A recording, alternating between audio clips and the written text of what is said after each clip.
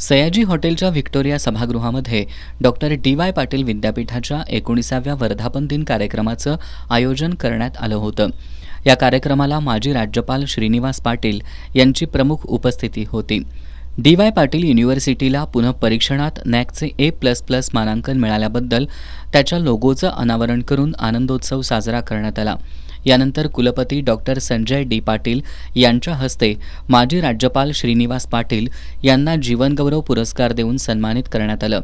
यावेळी आमदार सतेज पाटील, विश्वस्त पृथ्वीराज पाटील, विश्वस्त तेजस पाटील, कुलगुरू doctor Rakesh Kumar Mudgal, registrar V Bhosale, doctor Rakesh Kumar Sharma, adviser Vrushali Prithviraj Patil आदींची प्रमुख उपस्थिती होती.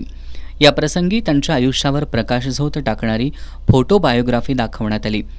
यानंतर सौभाग्यवती शांतादेवी डी. पाटील उत्कृष्ट शिक्षक पुरस्कार doctor Pradeep Patil, doctor Ramesh Nigade, doctor Prakash Kulkarni यांना, तर सौभाग्यवती शांतादेवी डी. पाटील उत्कृष्ट कर्मचारी पुरस्कार बाबूराव गावडे, उज्ज्वला अशोक मेथे, राजू शेट्टी, प्रकाश मुळे, अजित फराकटे यांना प्रदान करण्यात आला.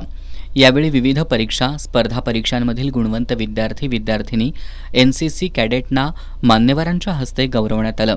यावेळी बोलताना माजी राज्यपाल श्रीनिवास पाटील यांनी डॉक्टर डी.वाय. पाटील दादा यांच्यासोबत 60 वर्षाच्या आठवणींना उजाळा दिला. शाहूंच्या भूमीत यशवंत पाटील यांनी 1946ला कसबा बावड्यात पहिली शाळा सुरू केली. त्याचं हायस्कूल झालं, विद्यापीठ झालं, इतका मोठा कार्यविस्तार झाला. गोरगरिबांच्या मुलांना शिक्षणाच्या प्रवाहात आणण्याचं काम केलं. सध्या विद्यापीठाला A++ मानांकन मिळालंय.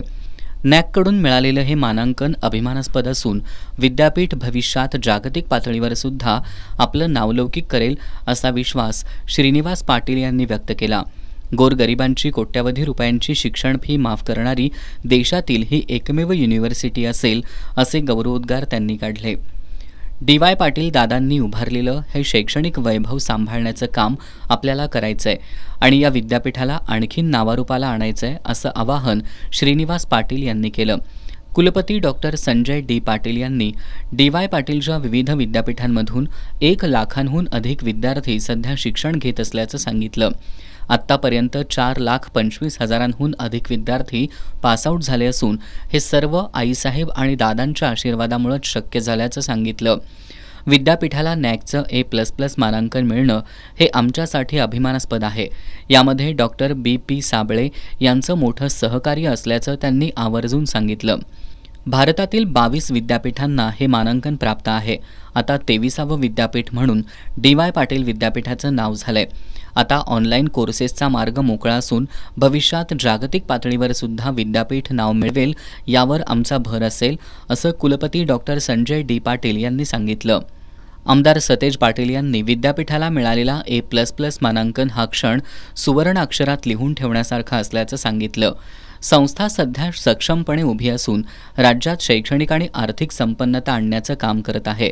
या मानांकनामुळे मोठी संधी उपलब्ध झाली असून यापुढे जागतिक स्तरावर नावलौकिक करायचा असल्याचा विश्वास आमदार सतेज पाटील यांनी व्यक्त केला. बहुजनांच्या मुलांना शिक्षण हेच ब्रीद घेऊन काम करत आलो असून त्याचंच हे फलित असल्याचं आमदार पाटील यांनी सांगितलं. कुलगुरू डॉक्टर राकेश कुमार मुदगल यांनी विद्यापीठाच्या आत्तापर्यंतच्या प्रवासाची माहिती दिली.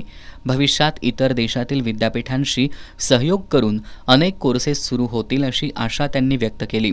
पुरस्कार प्राप्त सर्वोत्कृष्ट कर्मचारी अजित फराकटे आणि उत्कृष्ट शिक्षक प्रकाश कुलकर्णी यांनीही आपल्या भावना व्यक्त केल्या.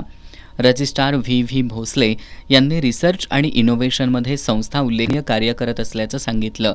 या प्रसंगी शिवाजी विद्यापीठाचे परीक्षा नियंत्रक विजयसिंह जाधव, देवराज पाटील, माजी कुलगुरू doctor B.P. Sable sir, Sarang Patil, कार्यकारी संचालक डॉक्टर A.K. गुप्ता, परीक्षा नियंत्रक Abhay Joshi, IQAC director doctor Shimpa Sharma, वैद्यकीय अधीक्षक डॉक्टर वैशाली गायकवाड, उपअधिष्ठाता डॉक्टर राजेश ख्यालाप्पा, प्राचार्य doctor Chandraprabhu Jangame, doctor Ajit Patil, doctor Amrut Kunwar Raijade, doctor Umarani J, doctor R.S. Patil, रुधिर बारदेसकर, उपकुलसचिव संजय जाधव, कृष्णात निर्मळ, सहाय्यक कुलसचिव अजित पाटील, तेजशील इंगळे यांच्यासह विभाग प्रमुख, प्राध्यापक, कर्मचारी, विद्यार्थी उपस्थित होते.